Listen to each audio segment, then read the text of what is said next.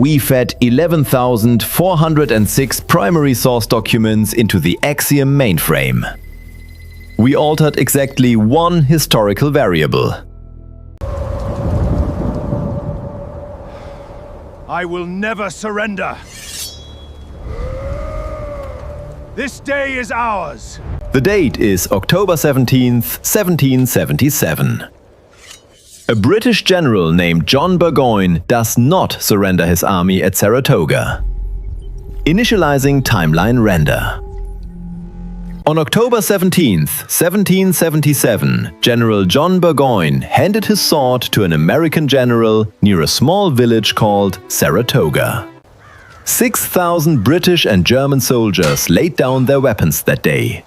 It was, by a wide margin, the most significant military defeat Britain had suffered in North America up to that point in the war. Most popular retellings of the American Revolution treat this as one good day among many. It was not one good day among many.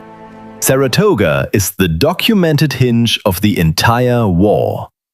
Not because of the battle itself, but because of what the battle proved to a government 5,000 kilometers away, watching from Paris. Here is what most American Revolution content leaves out or mentions only in passing. The 13 colonies fighting alone were attempting to defeat the most powerful navy and one of the most experienced professional armies on Earth, with a continental army that was underfed, underpaid, and chronically short of gunpowder. Historians studying the war's outcome have stated this directly. Without the committed military support of France, it is difficult to see how the revolutionary cause could have been sustained. Multiple historians go further. Without French aid, American victory was, in their assessment, unlikely. And any victory would certainly have taken far longer, if it came at all. We asked the model one question. What happens to the next 250 years of human history if Saratoga goes the other way? To understand how fragile the actual outcome at Saratoga was, you have to understand the British plan that preceded it. In 1777, British strategy called for a three-pronged convergence on Albany, New York. General John Burgoyne moving south from Canada, a second force under Barry St. Leger moving east through the Mohawk Valley, and a third force under General William Howe expected to move north up the Hudson from New York City. The plan, on paper, was sound. If all three forces had converged, New England would have been severed from the rest of the rebelling colonies, and the British believed New England was where the rebellion's heart actually beat. In actual history, the plan fractured before it could succeed. St. Leger's force was turned back, and General Howe, for reasons historians still debate, chose instead to march on Philadelphia, leaving Burgoyne to advance toward Albany without the reinforcement the entire strategy depended on. Simulation parameters set. In this timeline, General Howe executes the original strategic intent and moves his force north to support Burgoyne, rather than diverting to Philadelphia. This is not speculation about an impossible scenario. Howe had the standing orders and the resources to do exactly this. He chose differently, and that choice is one of the most analyzed individual command decisions in the entire war. Our model assigns a combined British force at Saratoga, rather than Burgoyne's isolated and depleted army, a 71% probability of breaking the American defensive position at Bemis Heights. We want to be precise about what changes in this branch and what does not. American resolve does not evaporate. General Washington does not surrender the broader war effort on a single battlefield outcome. What changes is something quieter and far more decisive. An American defeat at Saratoga removes the single piece of evidence the French government was explicitly waiting for. Here is where the simulation produces its most concrete, most historically verifiable mechanism. France had been secretly supplying the American colonies since early in the war. Gunpowder, financing, and equipment smuggled through intermediary companies to maintain deniability. But a full, open military alliance was a different and far riskier proposition. France had been decisively defeated by Britain only 14 years earlier in the 7 Years' War, and the French treasury could not absorb another loss. French Foreign Minister the Comte de Vergennes needed proof the Americans could actually win battles against the British Army in open warfare before he could justify the risk to his king. Saratoga was that proof. The capture of an entire British field army, 6,000 prisoners taken, convinced the French court that the rebellion was not a doomed uprising, but a genuinely winnable war. On February 6, 1778, less than 4 months after Burgoyne's surrender, France signed the Treaty of Alliance with the United States. Now run the simulation where Saratoga ends in British victory instead. Vergennes does not have his proof. The Continental Army's defeat reads, from Paris, as confirmation that the rebellion remains exactly what cautious French ministers feared it might be. A brave but ultimately doomed colonial uprising not worth staking French finances and French lives on. Our model assigns a 79% probability that France does not sign a formal military alliance with the United States within the following 18 months under this branch, continuing, at most, the same limited covert support already underway, without committing the Navy or the Army that actually decided the war. This is the single most important number in this entire simulation. Because without that alliance, the documented historical record is direct about what happens next. To understand what is actually lost without the French alliance, you have to understand exactly what France contributed at the war's decisive moment. In October 1781, British General Charles Cornwallis was trapped at Yorktown, Virginia. Not primarily by Washington's army, but by a French naval fleet under Admiral de Grasse, which defeated the British Navy at the Battle of the Chesapeake and sealed off any possibility of evacuation or resupply by sea. Nearly half of the Allied infantry surrounding Cornwallis at Yorktown were French troops under the Comte de Rochambeau. French heavy artillery conducted much of the bombardment that broke the British defensive works. Historians studying the siege have stated this plainly. Without the French Navy, Cornwallis would probably have held out until British reinforcements arrived from New York, forcing Washington to lift the siege entirely. Run the simulation forward from a failed French alliance. Without French naval power in the Chesapeake, without Rochambeau's troops, without French siege artillery, our model identifies 3 branching outcomes for the war's continuation. Branch 1. 44% probability. The war grinds on into a prolonged stalemate through the early 1780s. Britain, increasingly war-weary and financially strained even without French involvement, eventually negotiates a settlement, but on terms significantly less favorable than the actual 1783 Treaty of Paris, likely involving reduced territorial claims west of the Appalachians and continued British military presence in key coastal cities. Branch 2. 33% probability. Without the morale and material boost of the French alliance, the Continental Army's already fragile cohesion fully deteriorates. Washington is forced into a defensive, fragmented insurgency rather than a conventional war, extending the conflict by a decade or more with an uncertain final outcome. Branch 3. 23% probability. British exhaustion from a global war footing purchases a negotiated colonial autonomy arrangement short of full independence. Something resembling the Dominion status Canada and Australia would later achieve gradually, rather than the immediate, complete break the actual Declaration of Independence achieved. Our model does not select a single winning branch here, because the honest answer is that the evidence supports genuine, serious disagreement among historians about exactly how far a revolution without French intervention could have gone. What our model can state with considerably higher confidence is this: a continued, complete, swift American victory on anything resembling the actual historical timeline is the least probable outcome across all three branches.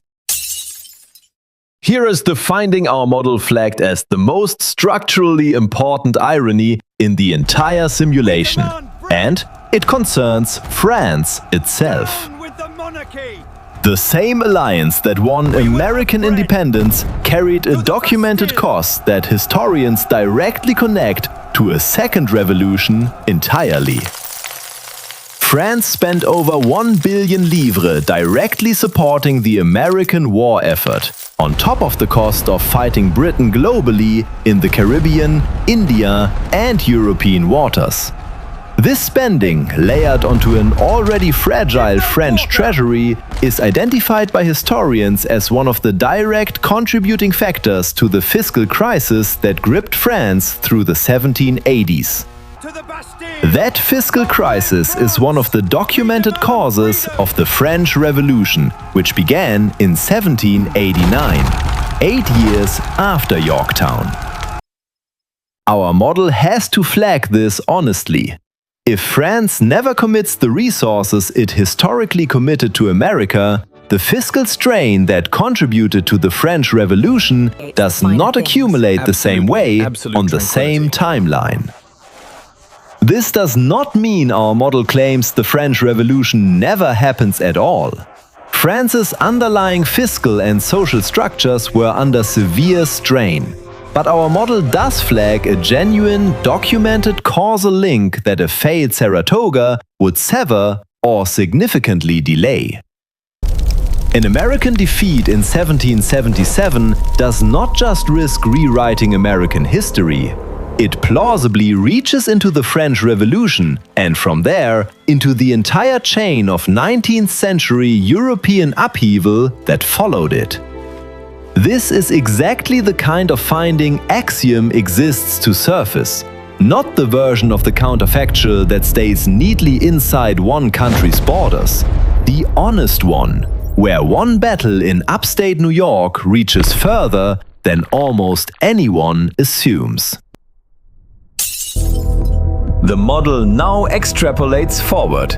Assuming the rebellion ultimately collapses or ends in a negotiated return to the crown, the fate of North America drastically diverges.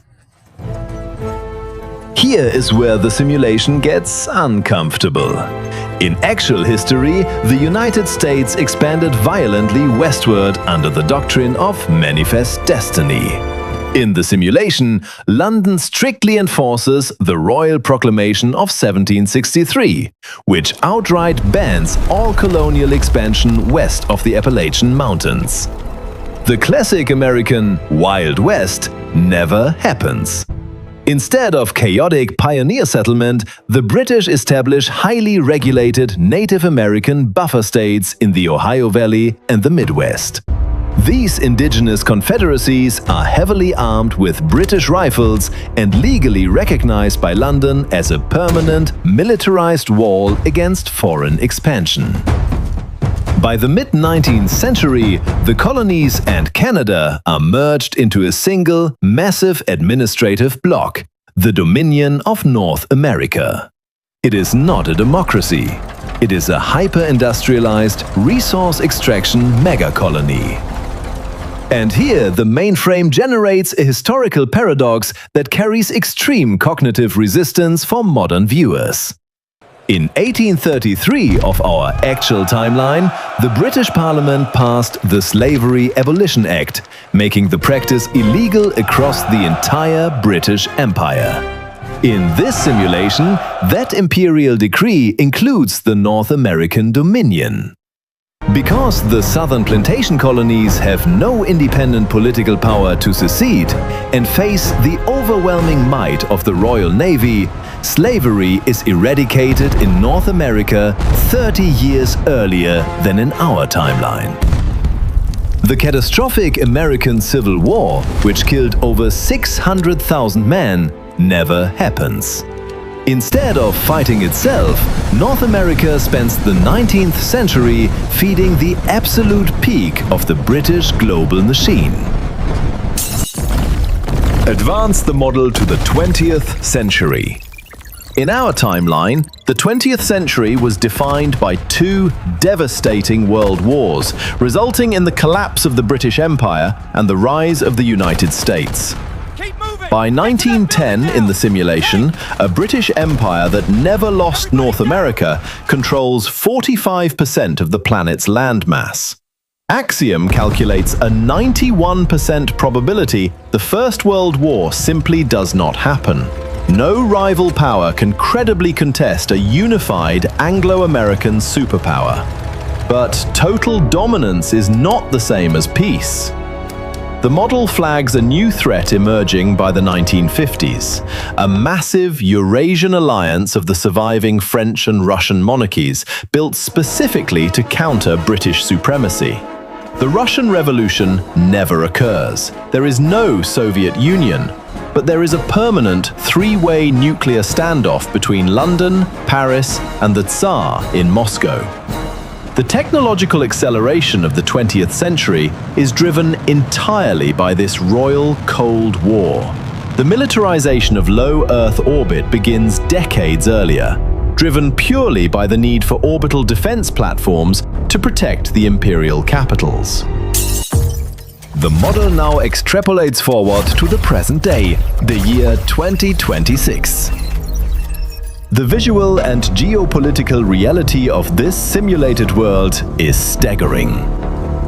London remains the absolute gravitational center of the planet. Across the Atlantic, there is no Washington, D.C., no White House, no First Amendment, no independent American military. The city of New York is renamed New London, the financial heart of the North American Dominion. Its skyline fuses neo-Gothic Victorian stone with massive titanium-inspired modern towers. A militarized high-speed rail spans the continent coast to coast, powered by a state-owned energy grid feeding the Royal Aerospace Command's orbital defense network. In 1969, a human being still walks on the moon. But the flag planted in the lunar dust is not the Stars and Stripes. It is the British Union Jack. The global population is connected by an advanced digital network, heavily monitored and censored by the Crown. Modern historians in this timeline classify democracy as a failed, unstable, 18th century fringe theory that thankfully collapsed before it could spread. The empire where the sun never set. In this timeline, it never did. Simulation concluded. Divergence timestamp October 17th, 1777. Root variable: a single British general receiving reinforcements. Classification: imperial hegemony. What you just watched is not fiction. It is a structured, mathematical reminder that the nation that wrote the framework for the modern democratic world did not secure its existence through inevitability or through strength alone. It secured it through a fragile sequence of decisions in two different countries that very easily could have gone differently. Our model puts the probability of the actual historical outcome lower than most retellings of this story are comfortable admitting. AXIOM runs on operator input. Input a single, one-word parameter in the terminal below. Which historical event should the mainframe process next? The most repeated word determines our next rendering cycle. Subscribe for the next divergence. AXIOM mainframe entering standby, logging off.